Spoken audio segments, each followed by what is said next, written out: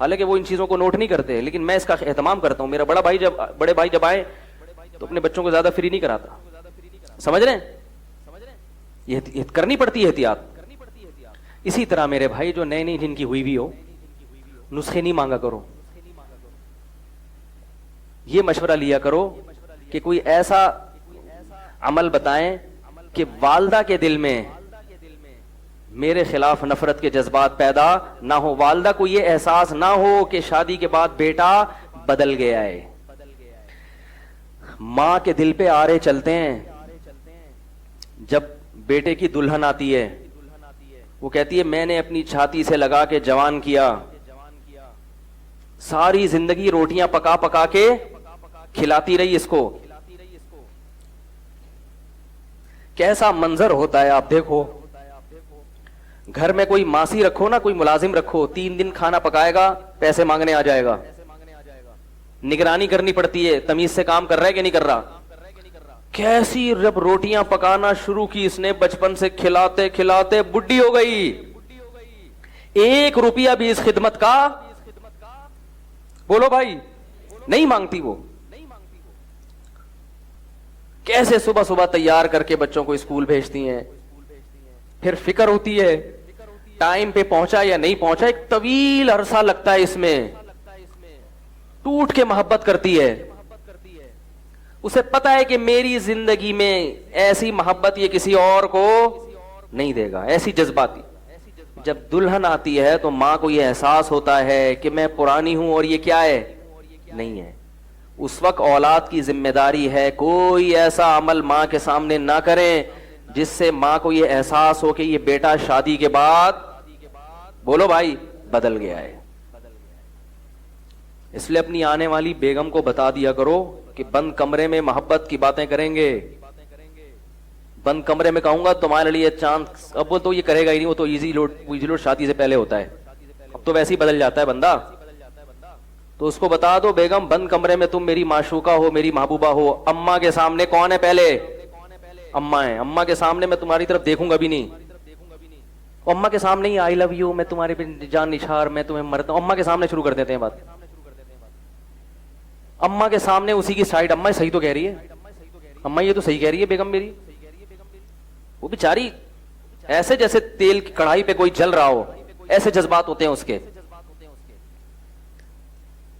تو اسی طرح باپ کو بھی, باپ میں اتنے جذبات نہیں ہوتے, وہ برداشت کر جاتا ہے. تو باپ کو بھی اور ماں کو بھی ہے. میں یہ نہیں کہہ رہا بیوی کے حقوق ادا مت کرو, یہ نہیں کہہ رہا, حقوق تو پورے دو اس کے, لیکن سیاست سے بھی کام لینا چاہیے, کوئی ٹیکنیکل طریقے سے بھی کام لینا چاہیے. محبت کا یہ کون سا طریقہ ہے کہ آپ ہر تھوڑے دن کے بعد جا رہے ہیں, برگر لے کر آ رہے ہیں, بیگم کے کمرے میں گھس رہا ہے. روزانہ اماں دیکھ رہی ہے, پہلے تو کبھی گھر میں برگر پیزا نہیں آیا, برگر نہیں آیا, فروٹ نہیں آئے.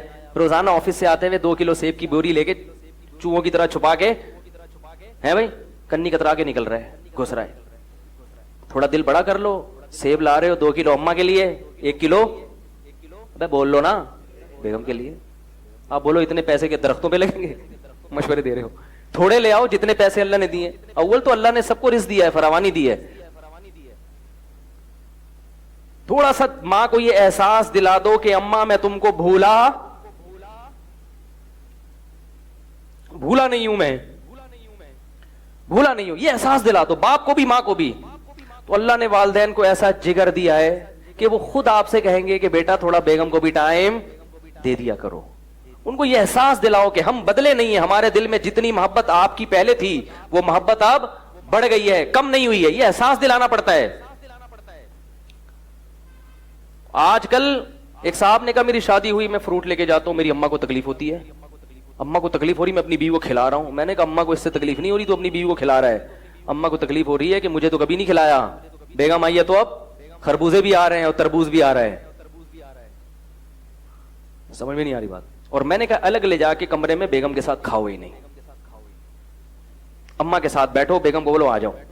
بیگم کہے گی میں تو آئی ہوں قربانی دے کے, تو بیگم سے بولو تمہارا ٹائم 9 بجے کے بعد شروع ہو جائے. سوؤں گا میں اماں کے ساتھ نہیں, سوؤں گا میں بولو نا تمہارے ساتھ. اماں اگر سونے بھی نہیں دے رہی, پھر اماں کو تھوڑا سا سمجھاؤ یار اماں اتنا نہیں, ٹھیک ہے. اگر اماں کہہ رہی کہ سو بھی کس کے ساتھ, پھر اماں سے بولا اماں آپ بھی تو رخصت ہو کے آئی تھی, اگر آپ بھی اپنی اماں کے ساتھ ہی سوتی رہتی. آگے معذوف ہے. تو یہ تھوڑا سا دماغ استعمال, بولو بھائی, تھوڑا سا اپنی بیگم کو سمجھا دو کہ بیگم تمہارے سامنے کبھی کبھار میں تمہیں ٹیڑھی آنکھوں سے بھی دیکھوں گا, اماں کے سامنے. اوریجنل نہیں ہوگا, وہ ڈر نہیں جانا, وہ صرف سیاست ہوگی. تمہارے بھی جب بچے جوان ہوں گے تو خود سوچو کہ وہ اگر بیوی کو ترجیح دیں تو ان پہ کیا گزرے گی. تو بیگم کو سمجھا دو کہ بیگم جب میری اماں بیٹھی ہوگی میں تمہاری طرف ٹیڑھی آنکھوں سے بھی ایسے کر کے ڈانٹوں گا, تو اس وقت برداشت کر لینا. بعد میں تو پتا ہے بند کمرے میں نے بیلن بھی کھانا ہے, چپل بھی. شریف آدمی تو برداشت کرتا ہے بھائی, مار کھاتا ہے بیگم سے. تو تھوڑا سا سیاست سے کام لے لو. والدین کو یہ احساس نہ ہو کہ وہ بڑا, اور شروع کا مسئلہ ہوتا ہے, اس کے بعد تو پھر کوئی مسئلہ نہیں ہے. وہ تو جب ایک دفعہ والدین کے دل میں یہ بات بیٹھ گئی کہ بھائی نہیں بھولا ہے, پھر وہ خود کہتے ہیں, اگر شریف اچھے عزت دار ہوں گے, وہ مسئلہ ہی خراب ہو رہا ہے تو پھر ہم کہتے ہیں بھائی الگ رہو. پھر مسئلہ والدین کا بھی تو ہوتا ہے نا, وہ جینے ہی نہیں دیتے بعض دفعہ, وہ کہتے ہیں نہیں ٹھیک ہے نا, ٹیڑھی آنکھوں سے جو دیکھا ہے تو تھپڑ کیوں نہیں لگایا, ڈانٹا کیوں, میں تو کہہ رہی تھی جوتا اٹھا کے مار, تو خالی ڈانٹ پہ. تو اتنا زیادہ اگر ایسا ہوتا نہیں ہے, لیکن اتنا اگر معاملہ خراب ہو رہا ہے بہت ہی زیادہ, پھر ہم خود کہتے ہیں بھائی والدین سے بیگم کو الگ رکھو. کیونکہ بعض ساسوں نے بہوؤں کو ذہنی مریضہ بنا دیا ہے. جیسے کہ بہویں بنا دیتی ہیں نا ساس کو, تو ایسی ساسیں بھی بنا دیتی ہیں. لیکن اگر تھوڑا سا ٹیکنیکل طریقے سے کام لیا جائے تو انشاءاللہ اس کی نوبت